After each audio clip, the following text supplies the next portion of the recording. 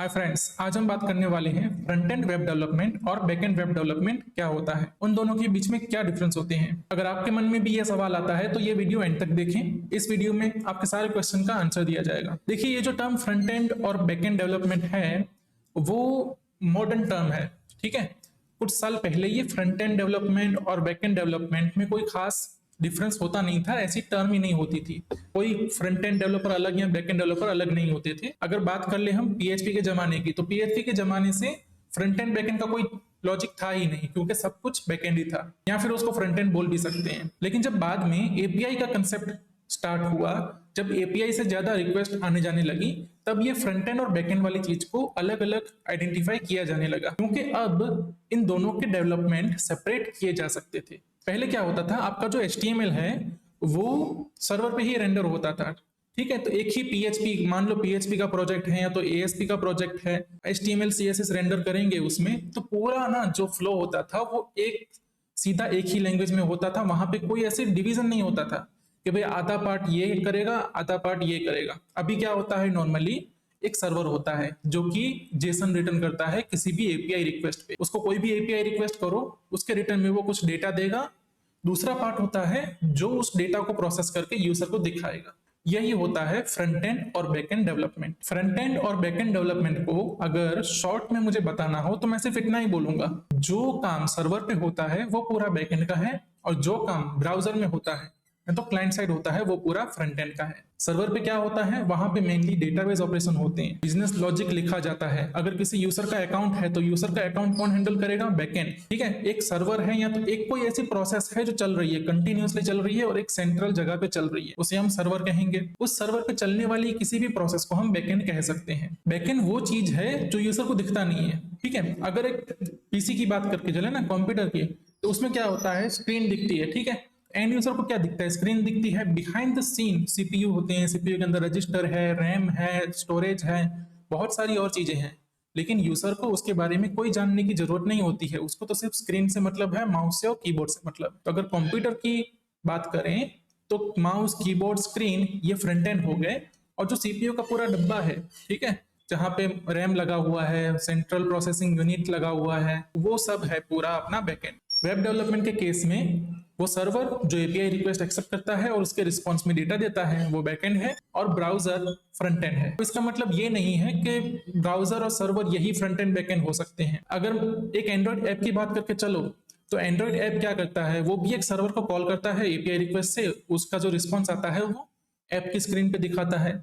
इस केस में Android app एक फ्रंट एंड हो जाएगा। फ्रंट एंड का मेन काम होता है जो यूजर है सामने जो बैठा है उसको अच्छी से चीज डिस्प्ले करा देना, उसकी सहूलियत से उसका एक्सपीरियंस अच्छा हो, इस तरीके से इंटरफेस बनाना वो फ्रंट एंड का काम होता है। और बैक एंड का काम ये होता है कि फ्रंट एंड को वो डेटा प्रोवाइड करे। एक तरह से ये दोनों एक दूसरे से जुड़े हुए हैं, लेकिन इनका डेवलपमेंट इंडिपेंडेंटली किया जा सकता है। एक बैक एंड डेवलपर बिना फ्रंट एंड के भी बैक एंड पूरी तरह से डेवलप कर सकता है। वो एपीआई को टेस्ट करने के लिए पोस्टमैन वगैरह यूज कर सकता है। और बात करें फ्रंट एंड डेवलपमेंट की, तो अगर उसके पास एपीआई नहीं है तब भी फ्रंट एंड डेवलपर सिर्फ यूआई बना सकता है, जिसमें जहां पे टेबल बनाना है वहां टेबल का एक मॉकअप बना लिया, जहां पे पेज में कुछ डेटा दिखाना है वहां पे कुछ मॉकअप बना लिया। इस तरह से फ्रंट एंड का कामकाज और बैक एंड का कामकाज पैरेलल चल सकता है। जब बैक एंड के एपीआई रेडी हो जाते हैं तो फ्रंट एंड बैक एंड के एपीआई के साथ इंटीग्रेशन करता है और वेबसाइट पूरी बन जाती है। अब बात करते हैं कि फ्रंट एंड बैक एंड में कौन कौन सी प्रोग्रामिंग लैंग्वेज यूज होती है। देखो, फ्रंट एंड की बात करें, अगर वेब की बात करें ना, तो वेब में क्या होता है, HTML CSS ये तो होते ही होते हैं, और जावास्क्रिप्ट आएगा ही आएगा। ठीक है, अगर ब्राउजर की बात हो रही है और वेबसाइट की बात हो रही है तो HTML CSS JS ये फ्रंट एंड के पार्ट रहेंगे ही रहेंगे। जबकि बैकएंड का पूरा कामकाज अलग है।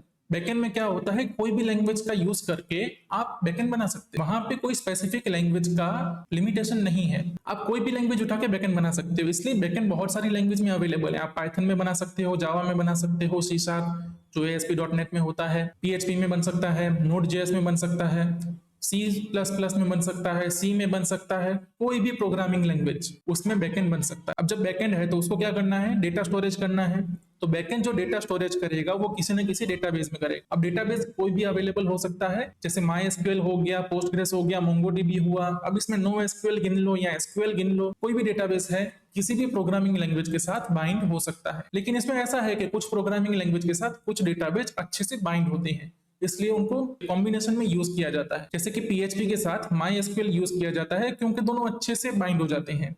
Node.js के साथ MongoDB यूज किया जाता है क्योंकि दोनों जावास्क्रिप्ट बेस्ड है। वैसे ही माइक्रोसॉफ्ट का SQL सर्वर ASP.NET के साथ यूज किया जाता है क्योंकि दोनों माइक्रोसॉफ्ट के प्रोडक्ट हैं, तो एक दूसरे के साथ अच्छे से बाइंडिंग करेंगे। जबकि फ्रंट एंड में सीधा सीधा पता है अपने को HTML, CSS, JS इन तीनों से ही पूरा काम करना है। अब अगर एंड्रॉइड और iOS डेवलपमेंट की बात कर लें तो वहां पे उनके डेवलपमेंट करने के लिए पूरी अलग किट है, एंड्रॉइड स्टूडियो है, iOS के लिए Xcode अवेलेबल है, तो उसका डेवलपमेंट पूरा अलग से होता है। अब ऐसा भी हो सकता है कोई एप्लीकेशन हो जिसका बैकएंड ना हो। अब मान लो मैं आपको एग्जांपल देता हूं, आपको एक कैलकुलेटर बनाना है। अब कैलकुलेटर का बैकएंड कहां से लाओगे, वहां API रिक्वेस्ट की जरूरत ही नहीं है, पूरा कामकाज आपका ब्राउजर में ही हो जाता है, तो वो बैकएंड लेस एप्लीकेशन है। और ऐसा भी हो सकता है कि किसी एप्लीकेशन का सिर्फ बैकएंड हो, उसका फ्रंट एंड ना अवेलेबल हो। जैसे कि कुछ सर्विसेज हैं जो आपको API प्रोवाइड करती हैं, उनके फ्रंट एंड नहीं होते हैं, उसको आप किसी भी फ्रंट एंड के साथ इंटीग्रेट कर सकते हैं, लेकिन उनका कोई फ्रंट एंड नॉर्मली होता नहीं है। जैसे कि पेमेंट इंटीग्रेट कर रहे हैं तो उसके API हैं, तो उसके API का कोई फ्रंट एंड नहीं होता है, वो सिर्फ API के फॉर्म में आपको अवेलेबल होते हैं। आपको API को इंटीग्रेट करना है, कहीं पे भी कर सकते हैं। तो जरूरी नहीं है कि फ्रंट एंड और बैक एंड किसी भी एप्लीकेशन के लिए दोनों हों। आप बहुत सारी एंड्रॉइड एप्लीकेशन देखोगे ना, तो वो एप्लीकेशन बैक एंड को कनेक्ट करती ही नहीं है, वो बैक एंड लेस एप्लीकेशन है, उनमें सिर्फ फ्रंट एंड है, ऐसा कहा जा सकता है। अभी अपने पास फ्रंट एंड के लिए ना कुछ लिमिटेड लैंग्वेज ही है, जैसे HTML, CSS, जावास्क्रिप्ट। तो लोगों ने वहां पे बहुत सारे वेरिएशन कर करके अलग फ्रेमवर्क बना लिए हैं, जैसे रिएक्ट हो गया, एंगुलर हो गया।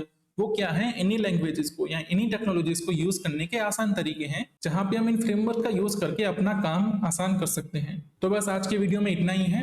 अगर आपको ये इन्फॉर्मेशन यूजफुल लगी तो वीडियो लाइक करो, चैनल को सब्सक्राइब करो और अपने दोस्तों के साथ ये इन्फॉर्मेशन शेयर करो। मिलते हैं अगले वीडियो में।